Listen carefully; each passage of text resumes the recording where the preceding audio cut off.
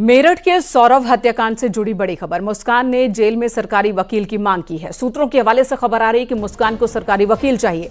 Jail में चेहरा छिपा कर रखती है मुस्कान। कत्ल के बाद परिवार सपोर्ट नहीं कर रहा।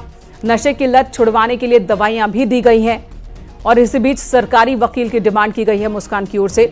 सूत्रों के हवाले से खबर है कि मुस्कान इस वक्त अपना चेहरा किसी को नहीं दिखा रही, चेहरा छिपा कर रखती है जेल के अंदर और सरकारी वकील की उसने डिमांड की है। मुस्कान के परिवार ने पहले ही उसका साथ छोड़ दिया है। उमेश हमारे सहयोगी इस वक्त फोन लाइन पर हमारे साथ मौजूद हैं। उमेश, सरकारी वकील चाहिए मुस्कान को? यह निश्चित तौर पर इस पूरे मामले में बड़ा अपडेट यही है कि मुस्कान को सरकारी वकील चाहिए। मुस्कान जेल की सलाखों में कैद है, मुस्कान जेल की कालकोठरी में कैद है और बेहद बेचैनी में मुस्कान की रातें गुजर रही हैं।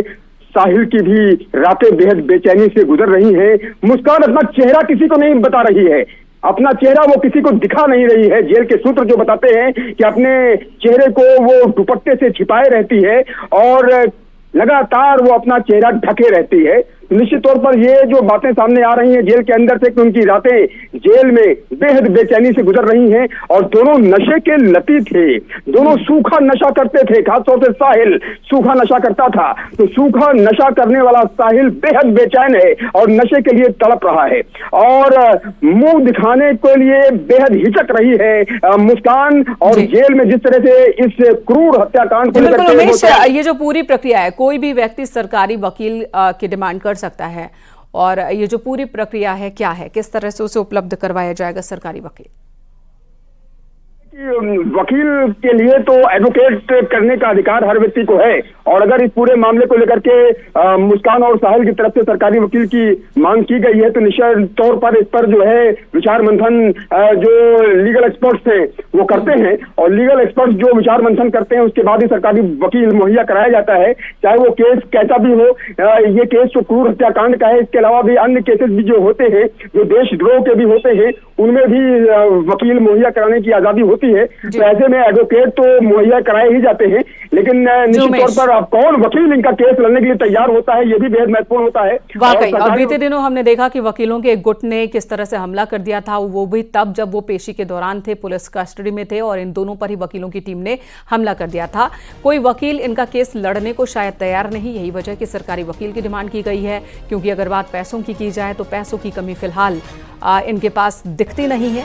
सरकारी वकील की डिमांड के पीछे की वजह शायद यही रही होगी। धन्यवाद आपका इस वक्त उमेश पूरी जानकारी देने के लिए। मेरठ में सौरभ हत्याकांड मामले के दोनों आरोपी सलाखों के पीछे हैं। इस बीच साहिल के बालों पर भी चर्चा हो रही है। पड़ोसियों ने न्यूज 18 से खास बातचीत में बताया कि साहिल के बड़े बाल देखकर पड़ोसी हैरान रहते थे। इससे पहले कई सालों तक उसे जूड़ा बनाए हुए नहीं देखा गया था। पड़ोसियों ने बताया कि इस बीच रोजाना तेज आवाज में भजन की आवाज आया करती थी कमरे से। अक्सर ही शिव पार्वती के भजन सुनाई देते थे।